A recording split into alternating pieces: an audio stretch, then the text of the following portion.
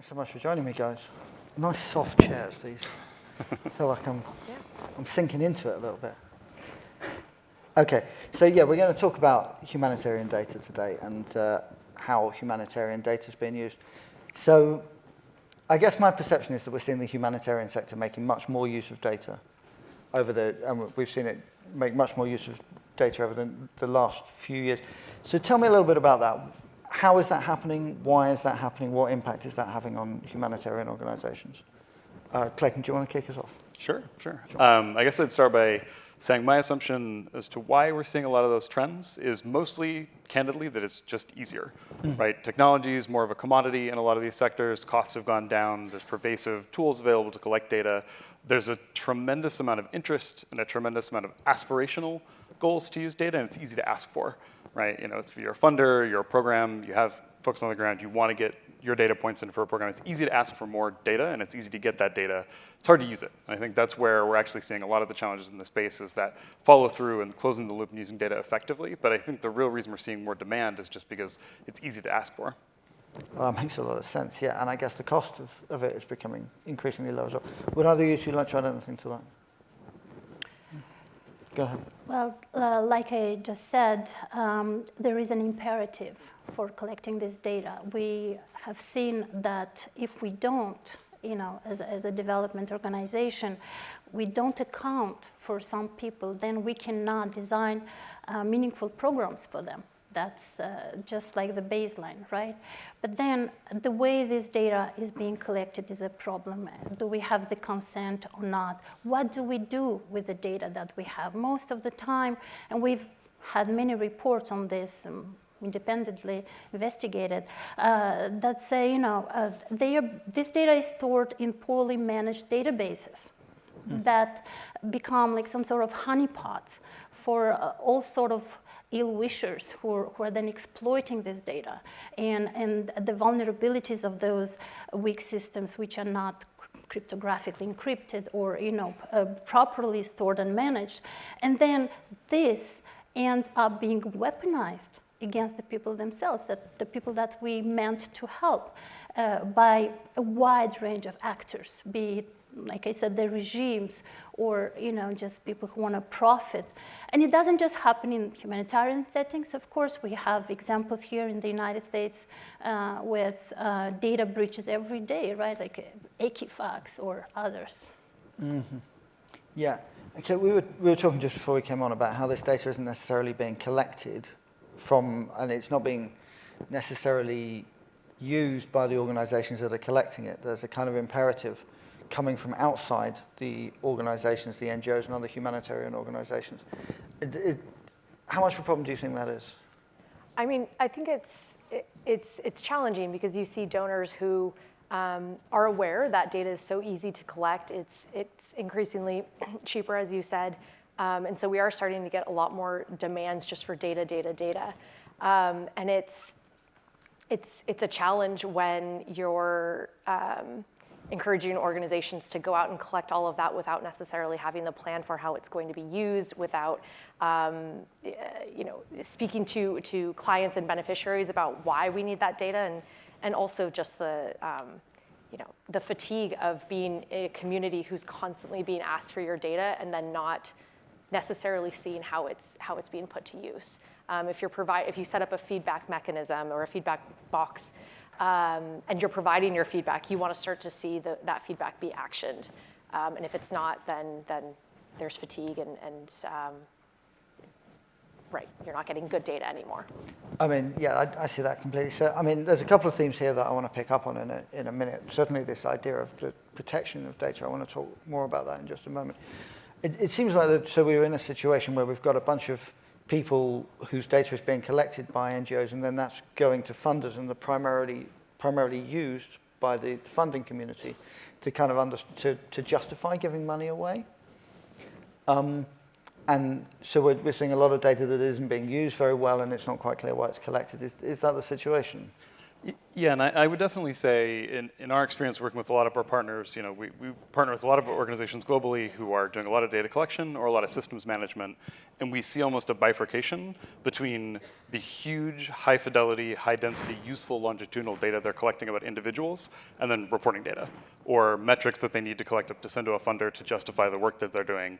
And we don't see as much energy and innovation that's going into using that high fidelity data, that's going into making sure that we're closing the loop and getting the data to improve our programs and those outputs. There's a lot of focus on big data outcomes for donors or on the outcomes that you can publish, not use to improve the program loop on service delivery that you're driving. And I think that's a big challenge that's also causing issues because that high fidelity, high density data is the dangerous data. That's the data that needs professional management, that needs folks who do this every day and all they do is manage data systems.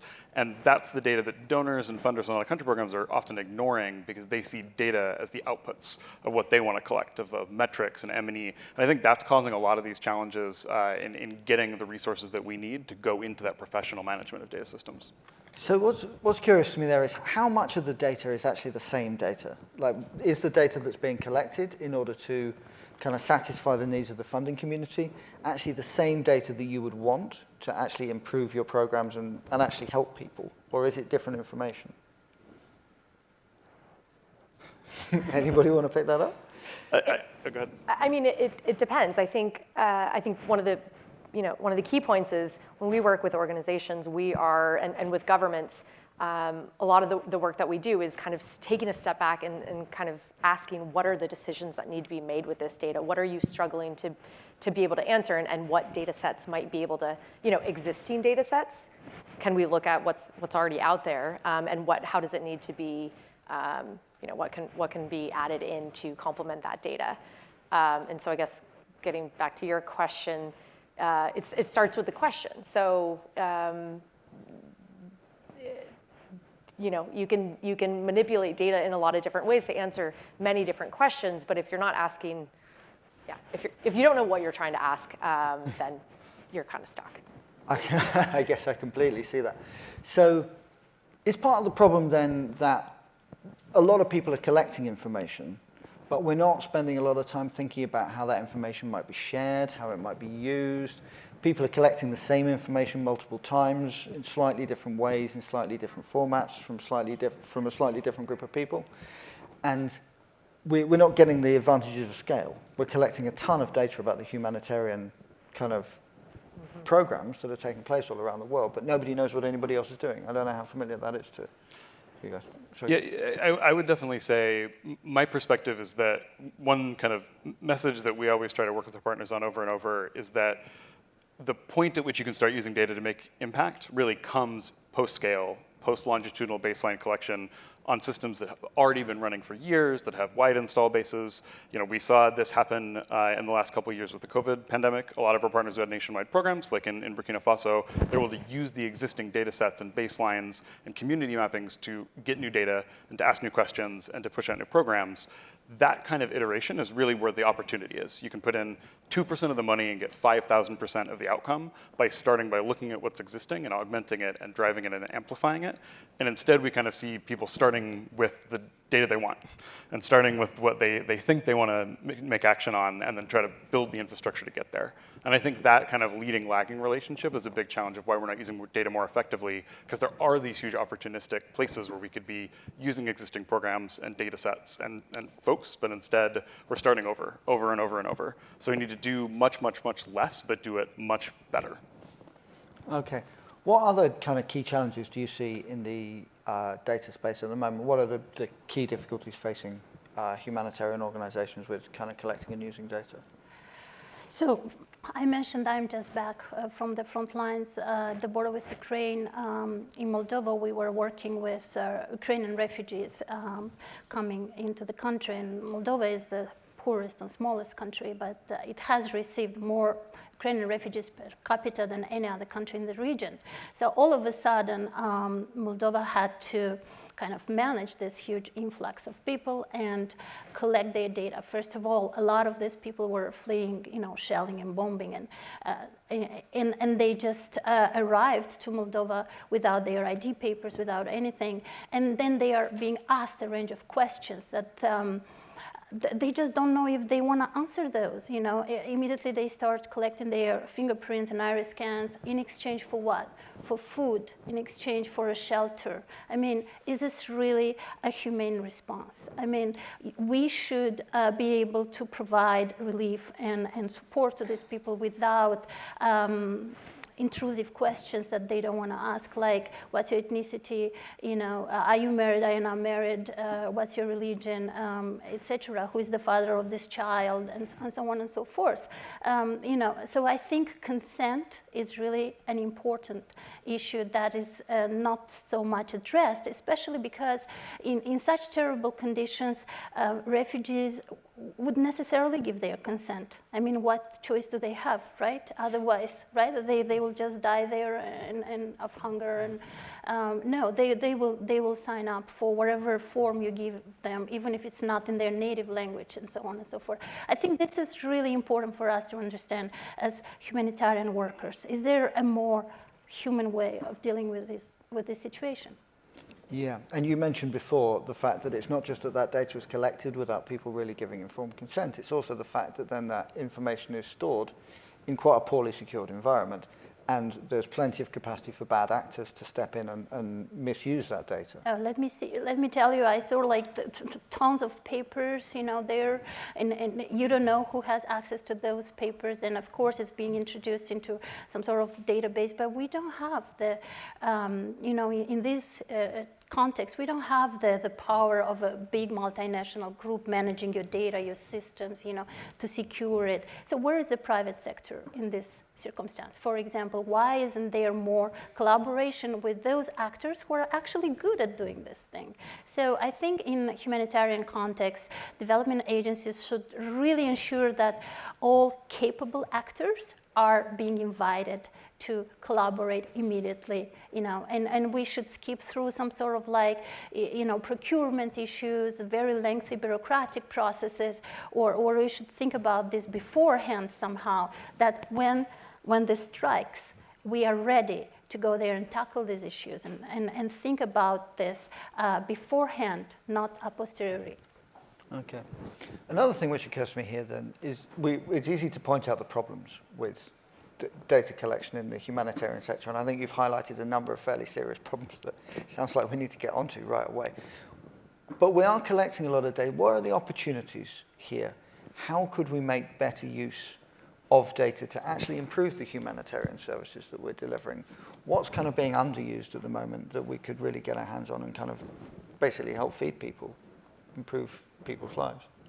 So one thing I will say, maybe self-servingly, is I do think that there is an increasing market of folks who are trying to provide that professional kind of management of data systems as their role in the servers, right? Mm-hmm. So I think that's a role that we've been trying to play in the sector for a very long time. I think we see a lot of innovation and a lot of newer kind of upstart teams that are trying to do one thing and do it really, really well and understand how to do multi-tenancy, understand how to leverage having lots of organizations relying on them, but investing in the core security infrastructure, the core kind of personnel.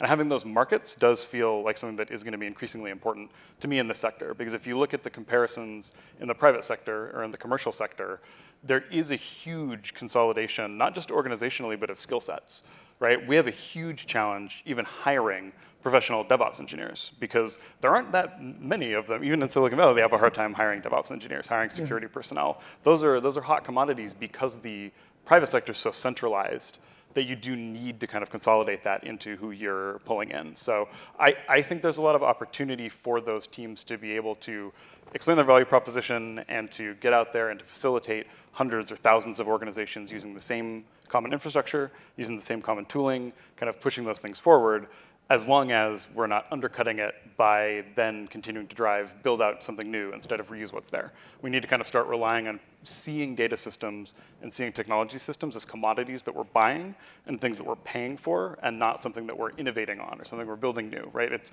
using what we've built to drive in like these impacts, not building something new to drive impact. So this is very much about building a kind of common infrastructure underlying the data so that there's something that humanitarian organizations can come together, can share. There are common standards, common ways of working.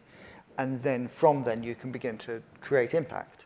where do you see the big impacts coming from? Like, is it in health, in food, in kind of reaching people quicker, geographical opportunities? Where do you think kind of, as we begin to move in that direction, we might begin to see progress? I mean, I think, I guess I was going to say, in addition to the, having similar systems and standards and things like that, it's also about the common data sets and using those data sets, which goes into a project that we've been working on with WHO on the geolocated health facility data initiative, which seeks to have ministries of health publish one authoritative list of all the health facilities and the locations in every member state, so 194 countries.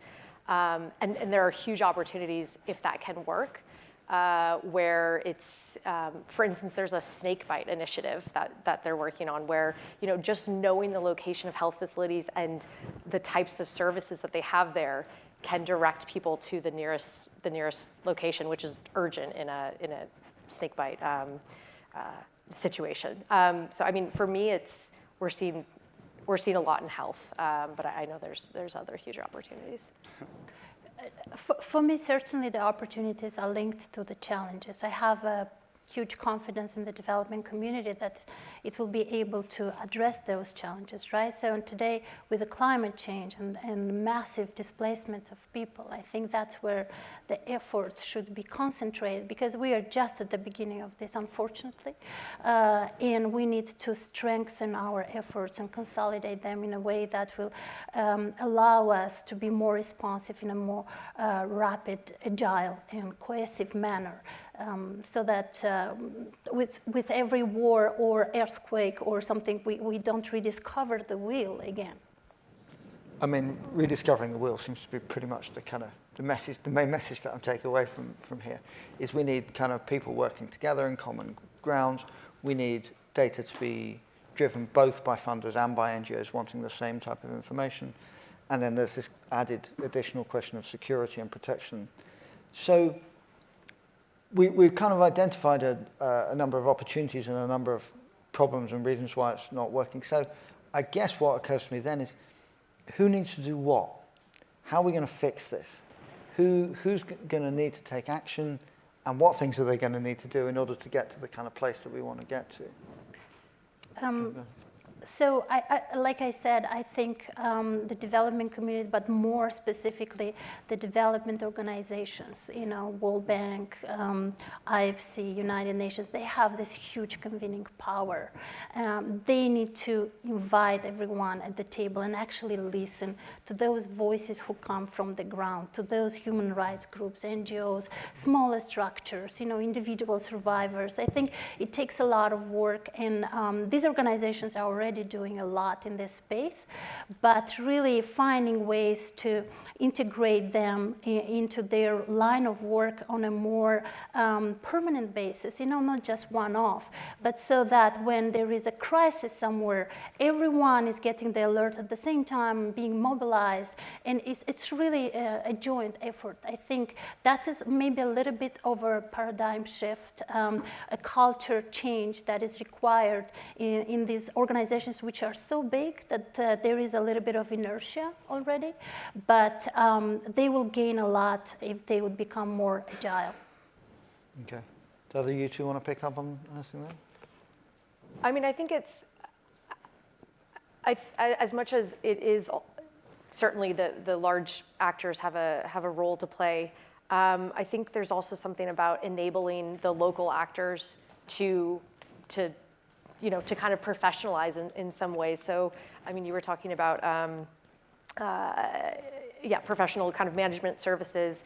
I mean, when we're working on HIV and AIDS programming, the implementing partners, the CARES of the world, they have great IT security. They have everything in their offices. But then you go down the chain to the local implementing partners, and they don't, and they're not getting kind of that funding down there. So I think it's, they are aware of the risks and opportunities, but it's a matter of funding. So I think it's both from the top and the bottom, enabling the bottom. Yeah, and I do want to kind of amplify and challenge that a little bit in the same the same vein, which is I think if we were used to, both at the funder and the implementer, kind of executive level, of seeing data-driven programs as being something we were paying for as a commodity cost to people who are willing to offer it the way that it exists today, these types of challenges would be a lot less extreme, right? Because we're already seeing, if you think about the overall cost of data systems, right? You're already paying for phones, you're paying for data services, you're paying for trainings. The overall cost of actually professionally managing data through services that are provided is minuscule, but the willingness to pay for ongoing, managed services and these kind of costing is almost non-existent in the way contracting works, the way the funding works. People don't want to pay for those types of services. The donors don't think it's kind of their role, and a lot of implementers kind of don't want to rock the boat on that one. But I think we need to get into that mindset if we are going to have effective programs that have the security we need, have the professionalism we need, but are also accessible to whoever wants them, right? So you're not competing with the cares of the world with the good IT. You're capable of paying for something at a unit cost rather than paying for the whole infrastructure on its face. And I think when we get there, we'll have a lot more capacity to get that innovation from the teams who can drive something new, rather than kind of locking it up in the organizations who have that big infrastructure. Mm-hmm. And you talk about funders. I mean, it seems like a lot of this comes down to funders, better action from funders. This is presumably a familiar refrain to everybody in the audience. What if the funders of the development space were to do better stuff?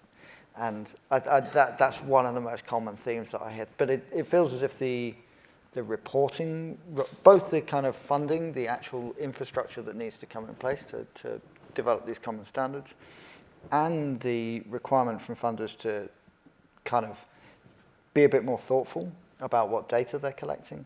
Both are kind of key steps in this. Would you agree with that? Absolutely. Yeah. Okay, all right. We've got just a few seconds left. Any kind of final remarks from anybody? Or should we wrap it up there? I'll give out one, which is you don't have to.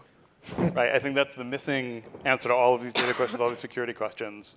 I feel like often we get ourselves into a mindset of our only option is to move forward with the best possible option. Mm-hmm. And when we think of this data security, you see these honeypots, that's the big missing piece more often than not, is we have agency to choose to not do it. And we should maybe take that a little more often. On that note, I think I'll say thank you very much to all our panelists.